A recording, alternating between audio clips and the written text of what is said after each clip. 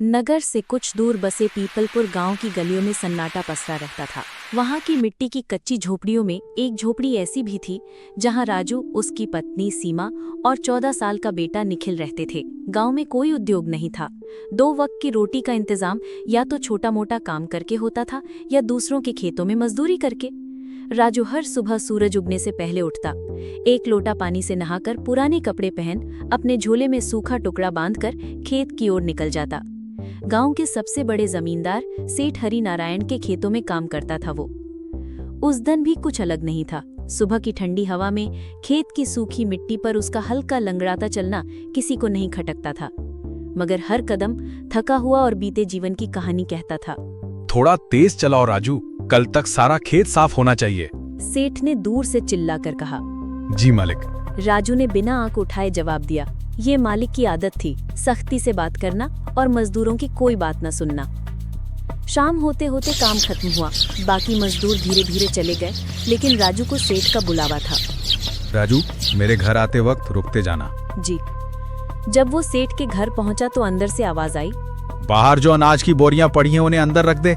राजू ने कुछ नहीं कहा। दिन भर की थकान के बाद भी झुके कंधों से बोरियां उठाने लगा। कुल 5 भारी बोरियां थी, हर एक उसके कमर को चीरती हुई लग रही थी, लेकिन वो चुपचाप काम करता रहा। काम खत्म हुआ तो सेठ ने एक थैला उसकी ओर बढ़ाया। ले, इसमें 3 किलो चावल हैं, मेहनताना। राजू ने हाथ जोड़कर थैला लिया और बोला, धन्यवाद मालिक। थका हारा जब वो घर लौटा तो निखिल दौड़ता हुआ आया। बाबूजी, आज क्या लाए? देख बेटा, कुछ चावल लाया हूँ। सेठ ने थोड़ा और काम करवाया तभी मिले। सीमा थैले को देखते हुए बोली, अच्छा हुआ, चूल्हे में लकड़ी भी थोड़ी बची है, जल्दी से बना देती हूँ।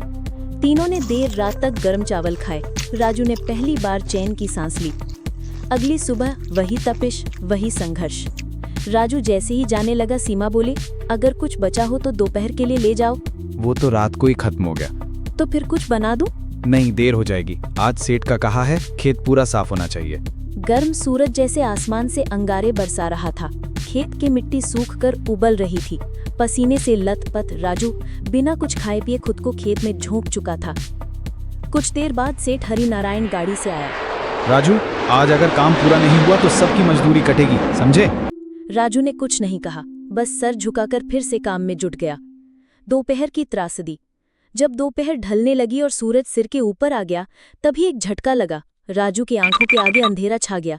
उसका सर चकराया और वो जमीन पर गिर पड़ा। साथ ही मजदूर दौड़ते हुए आए। अरे राजू, क्या हुआ भाई? लगता है गर्मी से बेहोश हो गया है। उसे पास के पीपल के पेड़ की छांव में लिटाया गया। पानी के छींटे पड़े तो कुछ मिनट बाद आंख खुली। मैं ठीक हूँ। वो बस इतना ही कह पाया। भाई, तू अब घर जा, शरीर साथ नहीं दे रहा। नहीं, काम अभी बाकी है, मालिक नाराज होंगे। और वो फिर से उठ खड़ा हुआ। शाम का बोझ। शाम ढलते ढलते राजू ने बाकी काम भी पूरा कर दिया। शरीर थरथरा रहा था, मगर मन में एक ही बात, आज थोड़ा ज्यादा चावल मिल जाए तो अच्छा होगा। जब वो लौटने लगा तब अंधेरा गहराने लगा था। रास्ते में चलते हुए वो खुद से बातें कर रहा था। हे भगवान, तूने मुझे किस मिट्टी से बनाया है? क्या यही जीवन है? मेरे बेटे के लिए कभी खिलौना नहीं लाया, सीमा के लिए कभी एक साड़ी नहीं खरीदी। मैंने तो बस उम्र खो दी इस धूप में।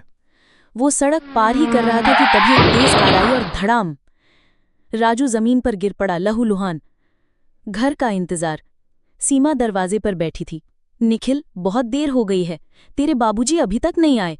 पहली बार ऐसा हो रहा है। माँ, हो सकता है खेत से सीधा किसी और काम पर चले गए हों। नहीं बेटा, तेरे बाबूजी कभी बिना बताए देर नहीं करते। तू जाकर देख, मेरा मन घबरा रहा है। निखिल टॉर्च लेकर निकल पड़ा। गांव के मोड़ पर जब वो पहुंचा तो भीड़ लगी थी। क्या हुआ? एक आदमी को किसी कार ने कुचल दिया, शायद गांव का ही था। जब निखिल पास पहुंचा और चेहरे पर टॉर्च की रोशनी डाली, जमीन हिल गई। बाबूजी। गांव में राजू की मौत की खबर फैल गई। सीमा फूट फूट कर रोई। निखिल की आंखों में आंसू नहीं थे, सिर्फ आग थी। दाह संस्कार के बाद निखिल ने मां से कहा, माँ, अब मैं स्कूल नहीं जाऊंगा, मैं खेत में जाऊंगा, लेकिन एक दिन मैं ऐसा मालिक बनूंगा जो किसी राजू को बिना रोटी और इज्जत के नहीं छोड़ेगा। सीमा ने कांपते हुए उसका माथा चूमा। तू जो करेगा वो तेरे बाबूजी की आत्मा को सुकून देगा।